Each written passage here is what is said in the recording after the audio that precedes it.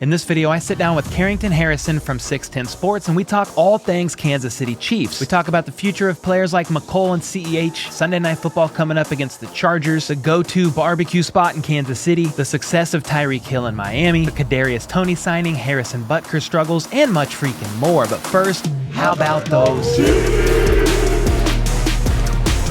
What's up, guys? My name is Cole, and I do daily news about the Kansas City Chiefs, so make sure to sub if you're new, hit that like button, all that good stuff, and let's get into this video. It's going to be a little bit different one, much longer than normal, but hey, if you want to look at all the subjects that we talk about in this video, in the description down below, there's timestamps you can skip around. We spend the first few minutes just talking life, we talk videography, barbecue, all kinds of stuff. We've never talked face-to-face before, so this was our first conversation that we had, but we dive in and talk in depth for 45-50 minutes about the Kansas City Chiefs, all things surrounding them, so I really hope you enjoy it, and without further ado, let's get into this interview. Carrington Harrison with 610 Sports. How you doing, man?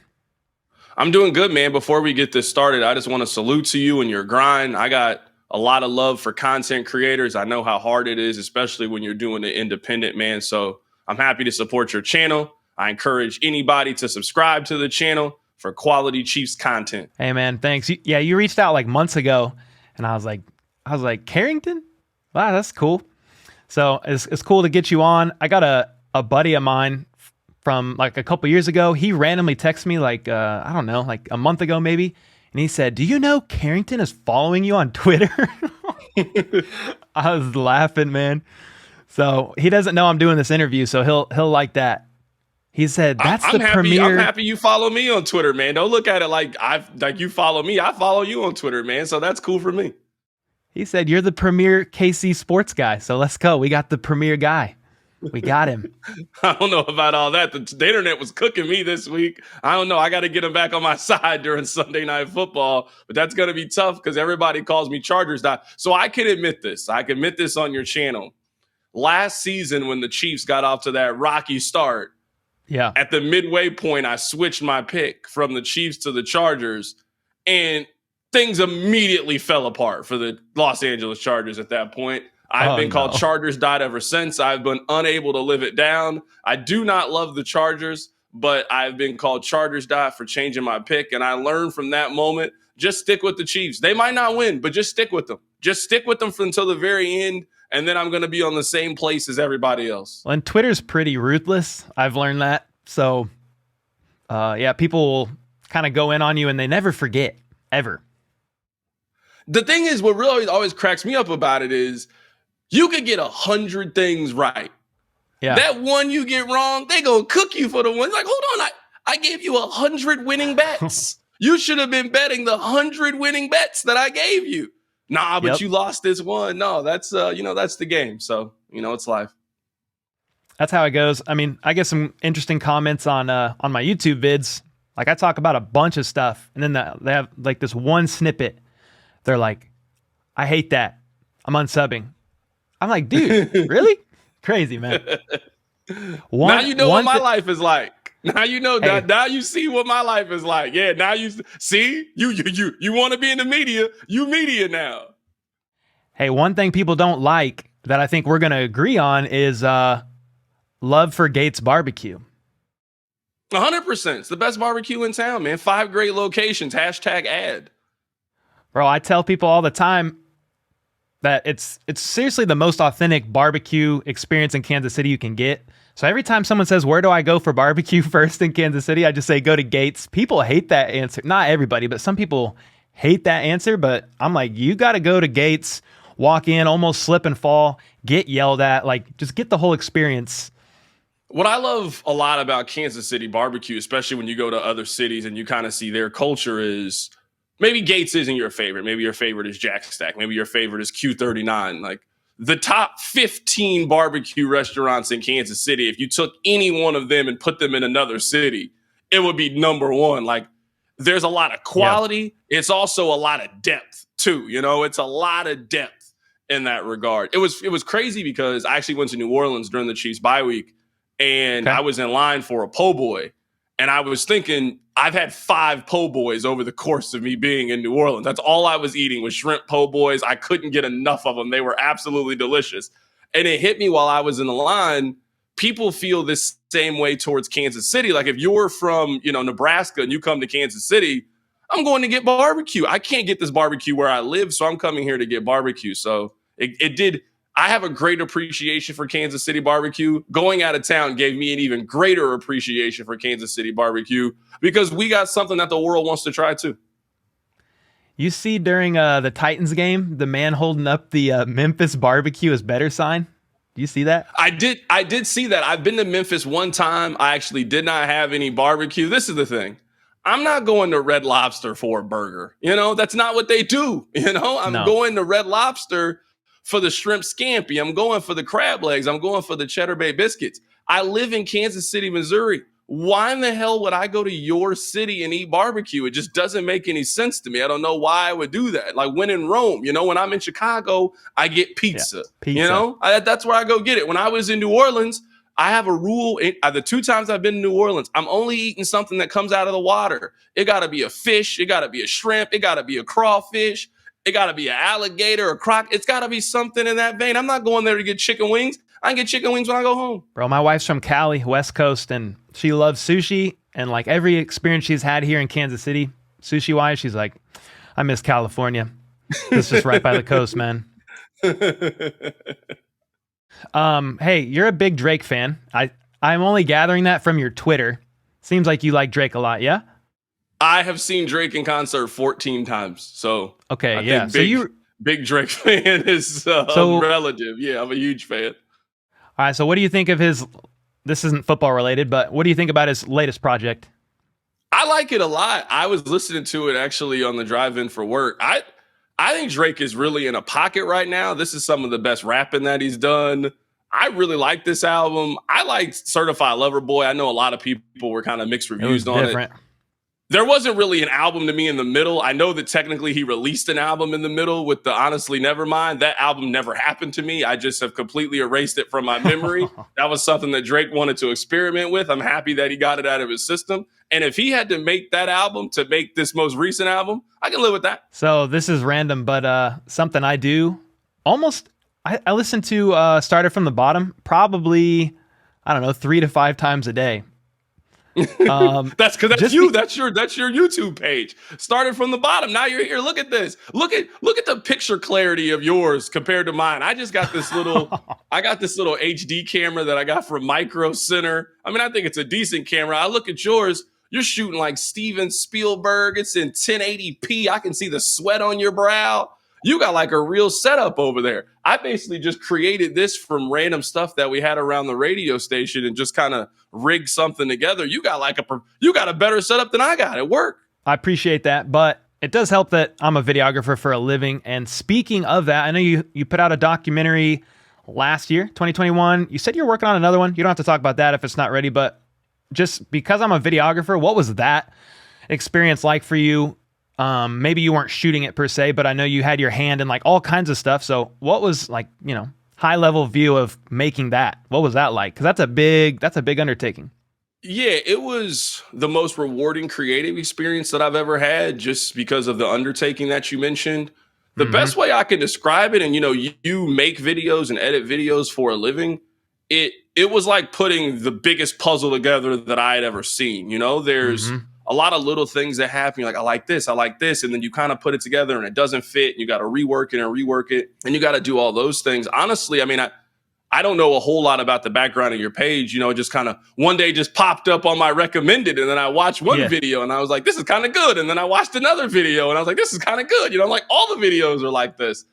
It started for me as a COVID project. I had this idea that kind of was in my head pre-COVID. And when COVID happened, I thought it was the best time to do it. I had more free time than I'd ever had before. I wasn't watching sports because there wasn't any sports. I knew people weren't going to be traveling over the summer as much as they normally would be traveling over the summer. So, it felt like the right time to do it. So I just hired a couple of my friends that shot videos like you do for a living. And we just started going around the city and interviewing people about playing high school basketball. But yeah, like I said, it was the most rewarding creative experience that I ever had. It was certainly a bigger challenge. I don't know why I thought making a movie was going to be easy. It's, it certainly was not easy, but I'm really happy that I did it. And I'm in the process of making another one. So I'm treating this one a little different. When it's done, it's done. I don't feel any rush to get it done because I kind of know the process. So we'll see how it comes together. Yeah, man. Because before doing this channel, most of the stuff I did was like interviews, like mini doc style, like shoots like that for clients. And dude, piecing it together in the edit room is a very grueling process. And because you're like, I like all of it, but you got to shave it down. So yeah, it's a beast. But yeah, shout out to you for that. And the fact that you did one and you want to do another. So you're probably just crazy like me. I appreciate that. Yeah, I mean, I think, you and I, most people that, are on YouTube or do podcasts or whatever. I just like making things, and I enjoy the creative process of it. I enjoy the excitement of releasing it to the world and seeing how they respond to it and whether they like it, dislike it, that's a rush for me. We all get kind of enjoyment from this, for different things. You started, your page because you really love the Chiefs. And, I imagine when you started it, you didn't think that you would make a living out of it. And, you did, and, your page keeps growing and growing and growing. And, there's like certain milestones, when I was making the documentary, it took me 6 months to get Anthony Peeler highlights. I was real big. You can't do this without showing people how good Anthony Peeler was. The day that I got Anthony Peeler highlights was a really big deal. It was a sense of accomplishment. I'd been working really hard to get it, and with what you're doing, there's certain milestones. You're like, I want to get to 1,000 subscribers so I can monetize it. You get to 1,000, you're like, man, it took me, the grind. And then, once you get to that 1,000, getting to 5,000 is a big accomplishment. Getting to 10,000 is an accomplishment. You know what I mean? There's just those steps that you keep taking that you feel like you're growing that really excite you. My end of season goal was 20,000 when I started the channel. So I started the channel literally the morning of Chiefs and Bills divisional game. So, and then that game went crazy. So the channel kind of popped just from the excitement around that game. But I was like, oh, cool. Well, if I just get 20,000 by the end of the year, that'll be like awesome. Well, we're at 34K now. And so I'm like, well, maybe we can get to 50. So if I get to 50, I'll be like, I'll pop champagne down here. I don't even care. So that's a crazy one. But doesn't YouTube send you a plaque when you get to, there's like a certain number. 100,000. They give you a plaque. They give you a plaque. There's one for 100,000. I think one for 1 million, one for 10 million. But dude, I ain't getting there. But 100,000, let's go. Eventually, let's get there. No, you definitely can get to 100,000. 100,000's definitely manageable. 1 million's gonna be tough just because you cover one team. A million's gonna be tough, but you can 100% get to 100,000. You probably won't by the end of this season. You can rate your own growth, but by training camp of next year, you absolutely can get to 100,000. Hey, if the Chiefs win the Super Bowl, it's going to be the best thing for this channel. So we pulling all the way. Best thing for me too. We both want them. We both want them to go to the Super Bowl. I tell people that all the time. Like, it's kind of weird. I think maybe your page is just different. Sports fandom has changed for me in a way because of work. I'm in it. I know how the sausage is made, so to speak. So I just look at it more of a job than before. And that's one thing, I would caution you. I'm not here to really give you any advice, but I welcome like it becomes work at some point. You know what I mean? Like you're the way that you cheer for the Chiefs, the way you watch the Chiefs, it will just change the more and more you do this, the like keeping that purity of it and the joy of it, is, I would say, one of the harder challenges. But I mean, it's also, like I say this, but I probably love Missouri more now than I did when I was a kid because I don't deal with them all the time. Like I can just sit back and watch them. We obviously cover them, but it's very. I talk about the Chiefs every single day of my life. I don't talk about Mizzou in that way every single day of my life. So it's just very different. Yeah, I feel you. Even since just I commentate like live on the channel during the games, some people are like, "You don't seem very excited." I was like, "Well, I don't." I'm trying to balance it all, but I am excited. But it's different when you just watch the game. Like when I used to just go upstairs and watch on the couch, be like yelling and screaming and being an idiot. I can't do that. So, well, I guess I could, but I try not to. Yeah, no, I definitely get you, man. One thing that I learned in this, and everybody learns, it's a different timetable, is you just find what works for you And as long as you're happy with that, you'll always be good. Like at one point when you were editing videos, you found the workflow and style that worked for you, that, felt unique enough to you. You probably watched enough other videos. You know what I mean? Like when I made a documentary, I watched other documentaries. Ooh, I like this part. Ooh, I like this part. Well, how can we make it different? Like you just find kind of parts and then you kind of find a rhythm and a flow. Once you find that rhythm and flow and then you get the ability to do it consistently, that's when things just really, really unlock. And I imagine for you, one day you woke up and, what took you 5 hours to do, you can now do in 90 minutes. And you're like, all right, I got a rhythm. And once you get there, I'm telling you, man, things really open up.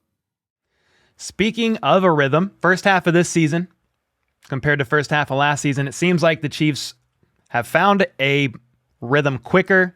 What are your predictions for the Chiefs for the second half of this season? I mean, we're 7-2 right now, top of the AFC, first in the West. What are you thinking for the rest of the season?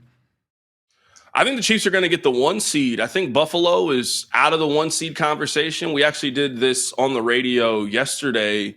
In the AFC over the last decade, it takes 14 wins to be the 1 seed. In the NFC, it's 13 wins, but you need to win at least 13 or 14 games to be the 1 seed. Buffalo has one more loss that they can probably have in order to where that tiebreaker really kicks in against the Chiefs. You look at the rest of their schedule, 2 games against the Patriots, 1 game against the Jets, 1 game against the Dolphins, on the road against Chicago, on the road against Cincinnati. Now, they could win all of those games. They're certainly good enough. That's also just not how the NFL works. You probably go 4-2 in those 6 games. So I think that Buffalo is eliminated from the 1 seed conversation. So I think it's really between Kansas City and Baltimore, just given the ease of the schedules down the stretch. This is why I always caution people at the very beginning of the season. Everybody looks at the schedule like, oh, it's so tough.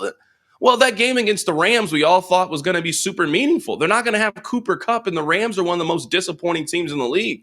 Everyone was so worried about the Broncos. The Broncos could end with the number 1 overall pick. You know what I mean? Like, I know they traded it, but they could have the number 1 overall pick this year. You just got to let the ebbs and flow of the season really play itself out. And the Chiefs are just in a point right now where they are the most stable organization in the NFL, from owner, general manager, coach, and quarterback. And when you have that kind of stability and harmony amongst the 4 most important pillars on your team, you can go on a run like the one the Chiefs are going on. I look at the Chiefs like the Colts of the 2000s. Now, we'll see how many Super Bowls they can win and how many Super Bowls they can go to. Obviously, they've won 1 and they've been to 2, but just that level of consistency that Peyton Manning's Colts had every year with Edgerrin James and Marvin Harrison and Reggie Wayne and Stokely, and all the names that they had, that's the run that the Chiefs are in the middle of. Yeah, when I think of a stable organization, obviously think of the Chiefs, and it kind of just makes me feel bad for, I don't know, somebody like Derek Carr. I troll him a lot on my channel, but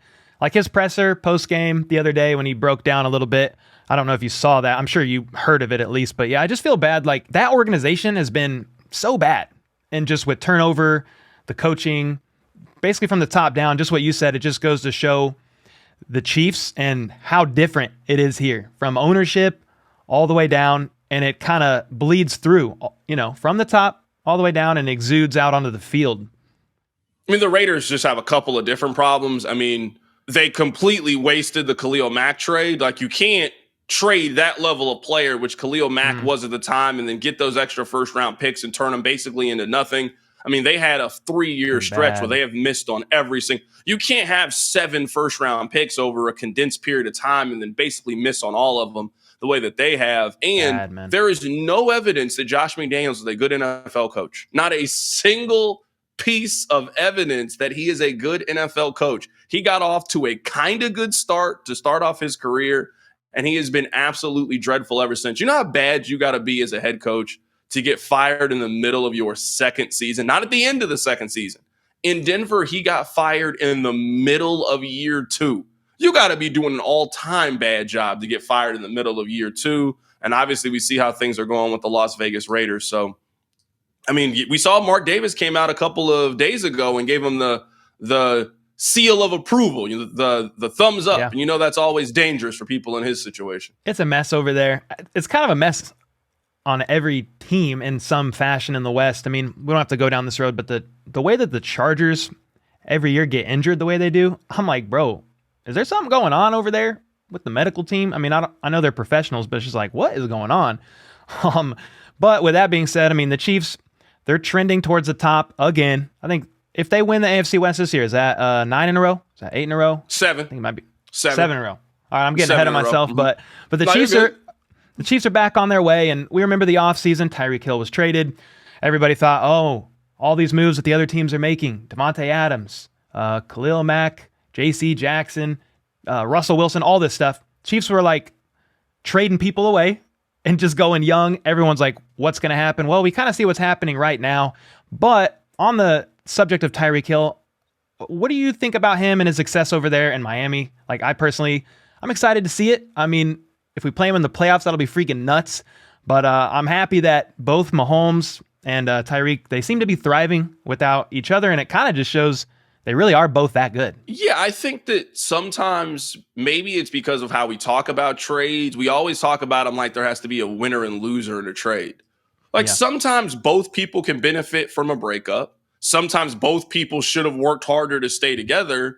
I think this is a situation where both sides, Tyreek is in a situation where he is getting more targets than he ever would have got in Kansas City just based on how their offense is. And Mahomes is the best player of his generation and one of the greatest quarterbacks that we've ever seen. He's also in his prime. Like, this would be a little bit different if Patrick Mahomes was 37, like Aaron Rodgers, right? Like, I think we're seeing Rodgers. Rodgers maybe could have elevated this roster 9 years ago. I just don't know physically if he can do it the way that Mahomes can still do it. Mahomes is one of the more elusive and mobile quarterbacks in the league, not a scrambler by any means, but we've seen plenty of times Chiefs need 18-yard run, I'll get 20 yards. Chiefs need 9 yards, I'll get 11 yards. Like, he can still make those plays, and obviously the arm talent is just absolutely electric. So I think this is just a win on both sides. I think the Chiefs, for obvious reasons, we're not going to spend $30 million a year on a wide receiver. We'll take these assets. We turn one of them into Trent McDuffie, who is having a great early start to his career. It gives us the cap flexibility. So I know they didn't use a lot of it this year, but next year I think they'll use it. They might use it on Chris Jones, who's having a fantastic season. And for Tyreek Hill, as I said, you're in a really strong offense with Mike McDaniel, and you're getting more targets than you would have ever gotten. And Miami has weapons. I really liked Jalen Waddle coming out of college. Waddle was actually my favorite wide receiver in that class. Now, I didn't know that Jamar Chase was not a human being. You know what I mean? I thought Jamar Chase was good. Alien. Don't get me wrong. I didn't know that he wasn't an earthling. I thought he was a regular human like you and me. That is certainly not the case. But if you got Waddle as your second and you got Mike Gesicki and you got 3 really good weapons, you got a chance to have a really good offense. And that's what the Dolphins have. I'm happy for them both, man. And speaking of wide receivers, and we're talking about being, a little friendly on the cap. The move that was just made for Kadarius Toney, he's not Tyreek Hill, but when I see him, I see a little bit of Dante in there. I see a little bit of Hill in there. And I also see a man on his rookie deal for the next 2.5 years. So again, maybe he's not Tyreek yet, but he's got ceiling as long as he stays healthy. What do you think about that trade? What do you think about his progress so far and maybe expectations moving forward?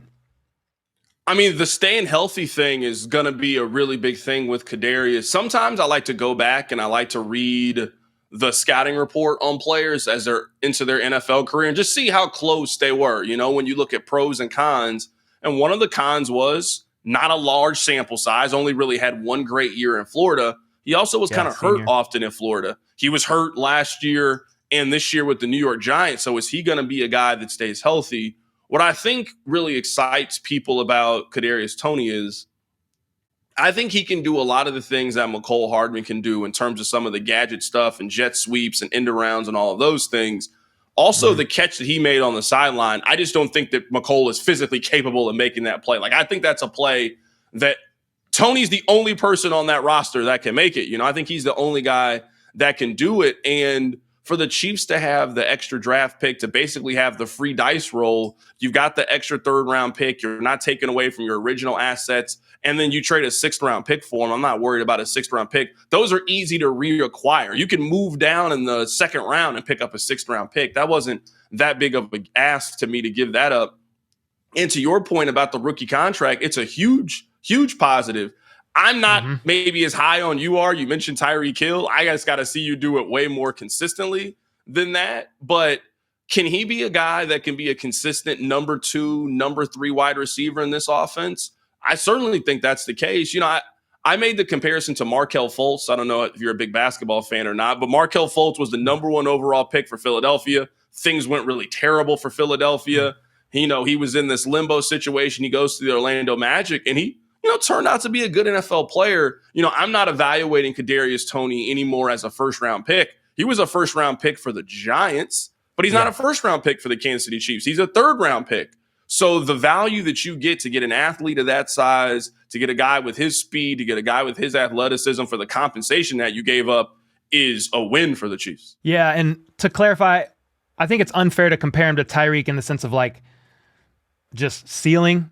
And, Tyreek was wide receiver 1 for the Chiefs. I'm just saying when I look at him and see characteristics of movement and the way you could use him in the offense, again, can he stay healthy? I think he's had 3 hamstring injuries this season. They're alleged. One of them was in New York. Some people were saying he just wanted out of there, so he's faking injury. I don't think that was true, but with Kadarius, I see elements there where I'm like, I like that. I like the movement. He's twitchy, but yeah, we're definitely gonna have to wait and see. And then it makes me curious, like, what's the future for Mecole? Because Kadarius can do a lot that Mecole can. I think we know the future from Mecole Hardman. I think we know what the future is. The future is him going to play for the Washington Commanders. That's the future for Mecole Hardman. I would be stunned if Mecole Hardman is on the Chiefs next year. I just don't know if there's a roster spot for him. MVS is going to be back next year.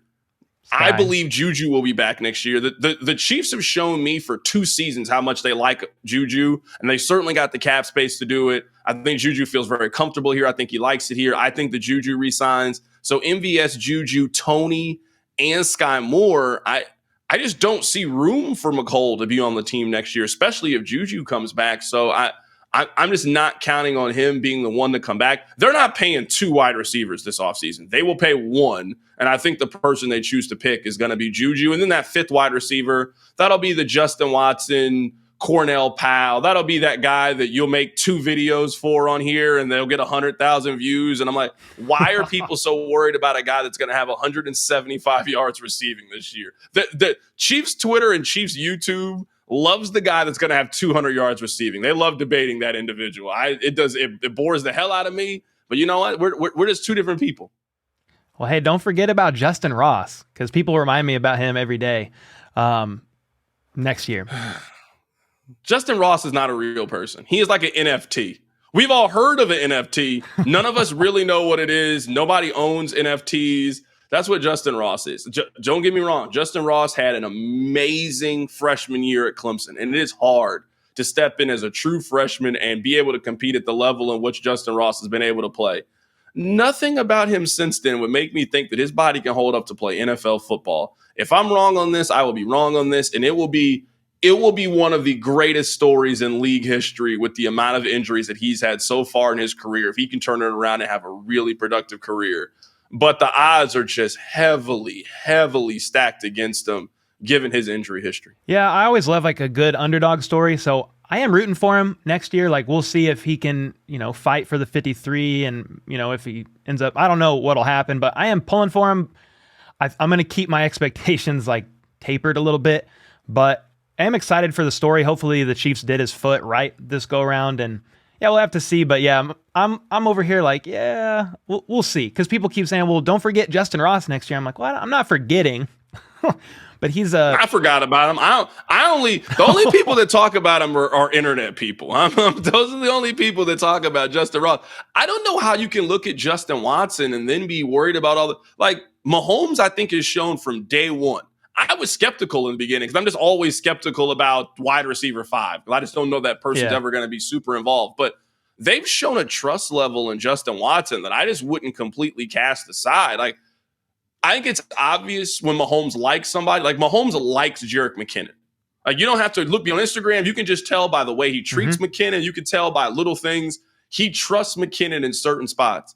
I think he feels the same way about Justyn Watson. I just wouldn't kind of throw that aside. And that's why I think the Kadarius Toney situation is so interesting. He has shown a trust level in Kadarius Toney in a short period of time that typically takes him a little bit. He has never thrown the ball that he threw to Kadarius Toney to Mecole Hardman. Not once. Not in 4 years of watching their back and forth has he ever thrown that pass. There's a trust level there that's already been established, whether it's through film, whether it's through reps, whatever it is. I think that kind of stuff matters. So with Justyn Watson, I just wouldn't give Justyn Watson's roster space away. Not yet. Not with how he's played, not with the relationship and rapport I think he's built with Patrick Mahomes. Yeah, I remember, I think it was the first strike with him was probably week 2 against the Chargers on J.C. Jackson. I was like, oh, shoot. So after that, I was like, yep. I mean, he had good reports in OTAs. You kind of remember the talk. Mahomes calling Veach, how fast is this white guy? Like, he didn't say white guy, but how fast is this guy? He's fast. But yeah, super excited. He might have said white guy. He might have said white guy. We don't know. We can't confirm, but he might have said it. On the podium, he left it out. But that's probably why he was calling to ask, like, yo, what's up with this guy? Well, you mentioned Jerick McKinnon just a minute ago. My video yesterday was literally about Jerick McKinnon, and I said he's the best running back currently on the Chiefs, at least the most valuable, most rounded. And I think it's part of what you were saying. Mahomes likes him, trusts him. He's very good pass blocking. He's very good out of the backfield, and he can run. He's not the best runner, just straight up runner per se. But what are your thoughts on the running back situation right now? Last week was interesting. CEH got 0. They didn't give him the ball once. He played 4 snaps. They threw it to him twice. Is the writing on the wall a little bit for CEH? Do you think he's here next year? Do you think maybe because the Chiefs were just up on the Jags, they were just riding the Pacheco train to get more reps under his belt? What are your kind of thoughts right now on the running back situation? I'm big on whatever our opinions are. The snap counts always tell the story. Like, you and I can think whatever we think. On Sunday, when we see who plays and how they use them, that tells us everything. I don't have the stat right in front of me, but it's on ESPN's Chiefs homepage. If you scroll down a little bit, the usage for the last 3 weeks with Clyde Edwards-Helaire, and you can see the percentage of snaps going down drastically and the touches drastically going down. That I think they phased him out. I think the torch has been passed. Now, maybe an injury happens and he can kind of get back into the good graces, but I don't know how you can watch Isaiah Pacheco in the last game when you really gave him a time to get going. They didn't even give McKinnon touches in that way. McKinnon got 1 carry. Pacheco got 16 carries. McKinnon got 1 carry. Clyde Edwards-Helaire got 0. For the first time this year, they picked who their number 1 running back is. I didn't think that 3 running back system was working for them. They were trying to get 3 people going at one time, which inevitably you don't really get anybody going. Like, you got to let a guy kind of get some reps. I made the comparison on our show, the analogy to, a lot of people listening right now played high school sports. Maybe you were a high school basketball player. If you know that your coach is going to yank you after 1 or 2 missed shots, the pressure on you to make those 1 or 2 shots is immense, And I felt like with the Chiefs and how they handle the run game, they would give Isaiah Pacheco 3 carries. And well, if you don't get 15 yards on those 3 carries, you're not going to continue to play. Well, how can you get going? How can you break one? How can you catch a rhythm? So I was happy to see them pick a running back, stick with it, and allow him the opportunity to kind of get going over the course of the game. The Chiefs don't need an elite run game. They don't need a high-end run game. They need to be balanced, and they need to be effective in the run game. That's all they need to be. Yeah. So find the 2. I don't care who the 2 are. It could be you and Jerick McKinnon. It could be Isaiah Pacheco and Derek Gore for all I care. I do not care who the 2 running backs are. But if you look at the Chiefs, you look at their offense, you look at their production yardage, you look at all those things, there is a major difference in the Chiefs offense when they can run the ball and when they can't. There is a major difference in the 2. When they can't run the ball, you can beat them. Now, they probably will still beat you because they're a 12, 13-win football team. But if this team loses in the playoffs, we already know how they'll lose in the playoffs. They will lose because they can't run the ball. They'll lose because they don't get consistent pressure on the quarterback. They'll lose because of a mistake on special teams. If that's how if they get beat in the playoff, that's exactly how they get beat. Yeah, the win against the Titans was kind of an anomaly, and I credit it partially to the Titans literally couldn't throw the ball. Malik was just struggling bad. They traded away their receiving threat. I know all that, but the Chiefs running backs all average around 1 yard per carry. Mahomes led the team. You might even know this stat already, but there were 6 teams that week where the quarterback led rushing yards for the team. And there was only 1 team that won, and it was the Chiefs. So kind of an anomaly thing there, and I agree. I always say this. They're like, who do you think's going to be RB1? I'm like, dude, I don't care. Whoever has a hot hand, just like let him keep going. Let the momentum go. And as long as it's effective, doesn't have to. Yeah, the Chiefs are never going to be, I mean, at least right now, a dominant run-heavy team. But hey, if they can get 5 yards a carry, and make it 2nd and 5 instead of 2nd and 9. That's it, and it opens up the playbook. You do a lot of great film study stuff. Look at how the Titans are able to defend the Chiefs when there's no threat of them running the football. They trust their front four to get pressure. Their front four could get pressure on Mahomes. They got 4 sacks, and they can just defend everybody with 7, 8. You drop one guy in coverage. You can just defend them so much easier. You can't defend them when they can run the ball because you have to account for everything. Again, no one's saying the Chiefs got to be the best team in the NFL at rushing.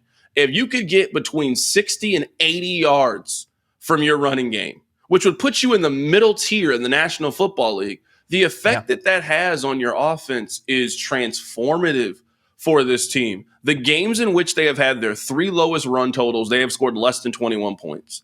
That's not causation or correlation to me. We watched the Titans game. That game wasn't out of reach. The Chiefs just couldn't run the football and had to throw and throw and throw to get back into it. They couldn't run against the Indianapolis Colts. I know other reasons are why the Chiefs lost the football game, but the fact that they were one-dimensional certainly played a part in why they lost the football game. They couldn't run the ball really against Buffalo. That was a game that they lost. Again, not saying that the run game was the only reason they lost the game, but it's certainly part of the equation.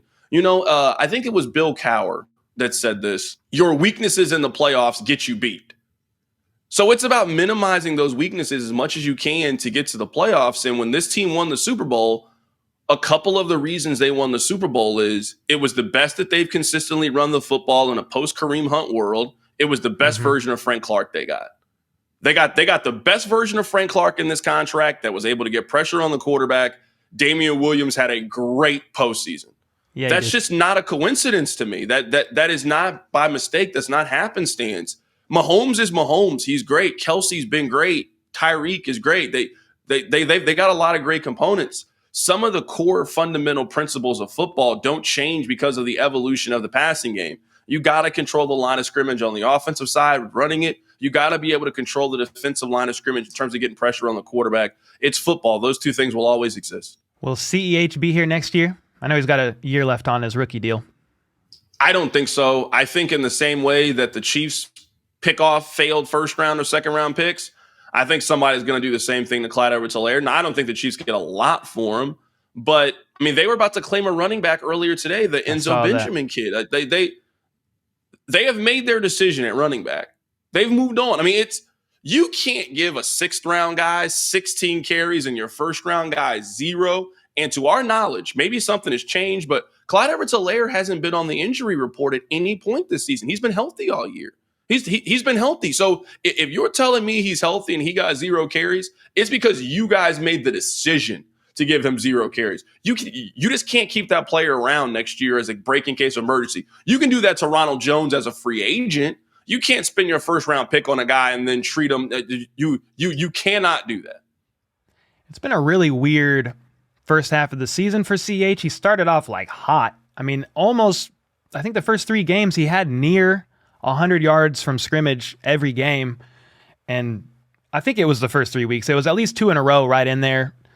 And since then, dude, it's been really wild just to see how quickly things have changed. And I mean, I want to see Sunday Night Football and kind of how that goes, because I don't want to ride my thoughts here just based on the game against the Jags. But it's been very interesting for CEH this year. And I mean, he hasn't lived up to first-round pick expectations, certainly since he's been in Kansas City.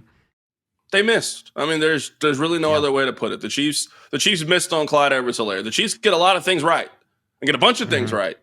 They're the best team in the National Football League for what it's worth. That they got this wrong. There's really no other way to put it. They missed on Clyde Edwards-Helaire. I saw somewhere the Chiefs have the most draft picks since 2018 that are on the roster and being utilized, so they are very good. But yeah, that one's definitely not living up to expectations. Sadly, even though I like Clyde, I think he's a great dude, has a great personality, but it's not putting it all together on the field for the team. Maybe he's not being used exactly correctly in this. I don't know. But let's transition to, I mentioned Sunday night, Chargers game. What are your thoughts there?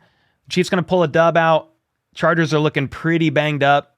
Now, at the same time, I think Mike Williams and Keenan Allen are trending towards returning. Joey Bosa's been on IR, but he could return. They said it was 8 to 10 weeks, and he went on IR at the beginning of October. You got thoughts on Sunday Night Football? Yeah, absolutely. I think this game is going to be close. Games between the Chiefs and the Chargers always seem to be close. I believe they've played a one-possession game every game between Mahomes and Herbert. I think that's actually their, at least in division rival. I mean, I think their overall rival is Buffalo because Buffalo's the team that's they're fighting with for the Super Bowl in the AFC. I think the division, there's been no team that's played them as close as the Chargers. I haven't said this yet on the air, but I probably will at some point over the course of the next couple of days. I think this is going to be a close game. The Chiefs have a track record of winning close games. The Chargers have a track record of losing them. It's really that simple. The Chiefs find ways to win games. They find ways like they did against Tennessee. I don't think they played well against Tennessee. I think they won against Tennessee. I don't think they played well, though. But that's the mark of a good team. You know, how do you find a way to put it together over the course of 60 minutes that at the end of it, you got more points than your opposition? I don't care how pretty it is. They don't give the pretty losses a different color than the other ones. They all go in the book as the exact same. And the Chargers just don't have a track record of winning close games. They got a track record of a costly penalty, an injury, a turnover, a slip, a missed block.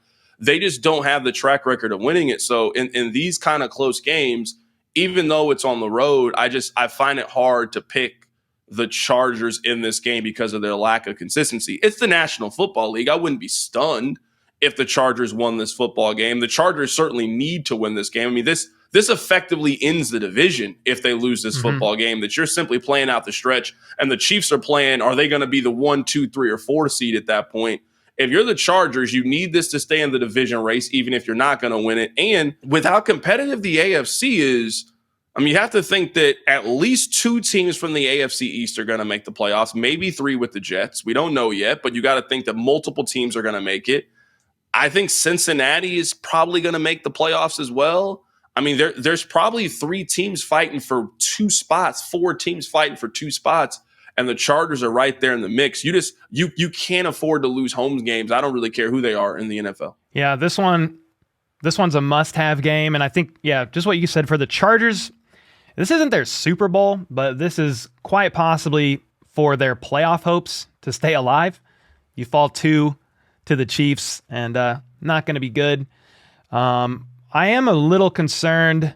I think it'll be a close game as well. I'm a little concerned about a couple of things against the Jags. I think the Chiefs had 4, not technically 4 turnovers, so it was 3 turnovers and then the onside kick, the surprise to open the game. I mean, that's kind of 4 turnovers. You can't turn over like that against a team like the Chargers and win. My question, though, on this is the other concern that I have is special teams a little bit. I think either Mecole or Kadarius might help with the punt return side of things and mitigating mistakes there. But I am a bit concerned about Harrison Butker. He's missed a PAT or field goal every game since his return. I understand he's still battling through injury. It's mental a little bit, too, trying to get his body to do what his mind is wanting him to do. What's your concern level there for Harrison Butker? Because, again, in these close games, I think it comes down to a field goal sometimes, a PAT.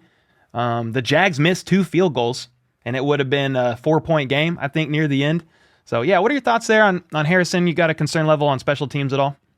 Yeah, a couple different things. Let's start with the turnover differential. The Chiefs kind of make you forget some of like our basic football principles. Like the Chiefs have a negative turnover differdifferential. Like you're not supposed to be considered the best team in the league and have a negative turnover differential. You know, like negative the game 4? Is about forcing. Yeah, the game's about forcing 4. And creating turnovers, and the Chiefs just aren't very good at it. You're also not supposed to get down double digits. The Chiefs have done that multiple times and still find ways to win. Like the Chiefs are just so unorthodox in how they go about playing. That's just really the greatness of Patrick Mahomes, that they're able to kind of overcome that. So that's kind of my thoughts on the turnover issue.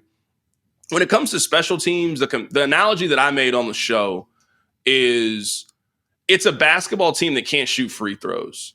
And at some point in the NCAA tournament, you don't know which game it's going to be. It could be the first round, second round, Final Four. You don't know. You know what's going to happen. You're going to be up 2 with 3 minutes to go, and you know that you got to knock free throws down to be able to advance. That's just what it feels like with their special teams.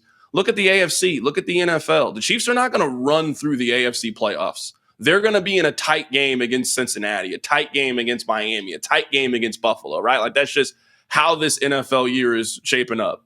You're going to need Harrison Butker to make a 47-yard field goal to go to the Super Bowl. You're going to need him to hit all his extra points in order to go to the Super Bowl. The margins are so razor thin right now in the National Football League. That's the difference between winning and losing. You can do some of those things against Tennessee. You can do some of those things against Jacksonville. You can't beat Miami and leave 5 points on the board because of a missed field goal and 2 missed extra points. Like you are not beating Miami in those situations and not, forcing them to turn the football over. So those are just some of the things that I think Kansas City needs to clean up in order to be able to navigate the AFC playoffs. Yeah, it'll be interesting to see as we move on or move forward throughout the rest of the season if what's going to happen with Butker. I mean, how many games is he going to be allowed to miss before they think of something else? I hope he just starts clicking, to be honest, but I'm like, dude, it's been 4 games in a row since his return, and the replacements for him, they missed 2. I think every week but week 2, we've missed a PAT or a field goal. There might have been one other week we didn't, but dude, it's definitely been a problem, but the Chiefs are so good. You said they make you forget about some of those things, the turnover differential, the missed field goals, like they're able to blow teams out. But in the postseason, I don't know that it's going to be blowouts. And every point's going to matter. Yeah, no, like I said, I 100% agree with you. I maybe just evaluate the Chiefs differently. I mean, I'm sure you see this on your page too in the comments. People are like, why are you talking about this day one? Well, I evaluate the Chiefs only under one metric from now on. That's until proven otherwise. Is how they are currently playing good enough to win the Super Bowl? So I evaluate every part of their team under that lens. It is not about winning the AFC West. It is not about being able to win the first round matchup or have a home game or have a fun regular season that you can go tailgate. Mahomes is at the point that in Patrick Mahomes' career, only 3 things matter. How many MVPs do you win? How many times do you go to the Super Bowl? How many times do you win the Super Bowl? That's the LeBron level, that's that's the Kobe level. That once you get to that level where nothing else matters, doesn't matter how many times you are first team all pro, doesn't matter how many times you go to the Pro Bowl. Those are the only 3 things that matter now in his legacy. And over the top course of time, you can be number 1 in touchdown passing, you can be number 1 in yards passing. Like, those are things that you just accumulate by being a great player. I try to evaluate the Chiefs the exact same way. Are you running the ball at a level in which you can win 3 consecutive playoff games? Are you forcing turnovers that you can win 3 playoff games? Are you kicking the ball right? So that's how I try to evaluate the Chiefs on a week-to-week basis. Man, I appreciate just your time, you weighing in, your thoughts. Question before we get out of here that I was just curious. 2 questions, I guess, and maybe I should know this, but I could not find it online. How long have you been working for 610? And then the second part of that question would be, what's one of your favorite or most memorable interviews? Because, man, you interview so many people, it's probably become like a casual experience for you, but you interview a lot of people that people are like, dude, if I wouldn't even know what to say in front of that person. So how long have you worked there? What's your favorite interview or a favorite memory from one of those? I guess I'll tell you, I'll answer the question, but I'll tell you a story too. There have been 3 times that I've been starstruck before in this job. I got to meet Bo Jackson at the All-Star game back in 2012. It's Bo Jackson, you know what I mean? Like, that was kind of cool. Like, it's Bo Jackson right there. I'm really weird that the Heisman Trophy is still like really cool to me. Like when you win the Heisman Trophy, it's like really cool. I got to see Cam Newton, and my friend always makes fun of me, Rob, our producer. He's like, no one loves that Auburn team more than you. And I'm like, yeah, that Auburn team was amazing because Cam was so much fun to watch. I also got to see Chrissy Teigen in person at the Super Bowl. And yeah, she's a supermodel. That's all I'll say. She is a supermodel. But yeah, it's just, I'm not saying I take it for granted. I get a chance to interview Patrick Mahomes every week. I understand what that means for my career and all of that. But the more you do it, the more you realize, man, they are just people like you, Right. And you just kind of have those conversations and, it becomes, work, I guess, in that regard. So I guess super long story short, I dropped out of college in 2010 and I started working for Nick Wright while he was here and just started moving myself up the ladder. We had to do our open enrollment a couple of days ago for work, and it tells you the day that you first started. I think my first day was December 5th of 2010 is when I started working here. So holy smokes. Yeah, man. Yeah, no, that's when I started. So this is the only job I've had for my entire adult life. I started interning for Nick Wright when I was a junior in college. I then interned again when I was a senior. And they told me when I got done with school that I had a job at 610, and I did one more semester. And I determined that school was no longer for me. I did not like school. It was not anything I wanted to spend my days doing anymore. And I dropped out of school to work with Nick Wright. And it's been a journey ever since, man. It's kind of crazy to have dreams when you're a kid and, you kind of just, as you become more of an adult, you get to do a lot of the stuff that you wanted to do when you were a kid. So, honestly, man, one day I want to do what you do. I want to work for myself. I don't want to work for companies. I want to be able to do what you do. You wake up when you want to, you can interview whoever you want. You don't got to answer nobody. You create the content that you want. There's no, politics behind the scenes that are going on in your job. There's definitely positives to it, man. So, like I said, man, at the very beginning of this, man, I got nothing but the utmost respect for people like you that grind and create it for themselves and go do it, man. I wish you nothing but success. I'm happy to make time for you to come on here anytime you need me, man. Man, I appreciate that. You're a vet in the game. Been doing it since 2010. Nick Wright, that's cool to see just his ascension through the ranks as time goes on. Man, it's so crazy, man. Like I remember, I've been around Nick for so long, man. I remember I watched LeBron's decision over Nick's house. Because remember this happened in the summer. So when, this was when Nick and I, after work, I would go over to his house and we would play NCAA football like every day, just religiously. We'll play NCAA football. So I went over there. Yeah, man. And I watched the decision over his house. And there's so many of those little moments, man. So I'll never forget the moment I realized that Nick was different. So he's already on FS1 when this happened. And one day he is sitting next to the commissioner of the NFL and interviewing him, like not over the phone, in studio. He is interviewing the commissioner. And I'm like, yeah, this isn't normal. I've got the opportunity to interview, Clark Hunt a couple of times. He never came in studio before, though. He never came in studio.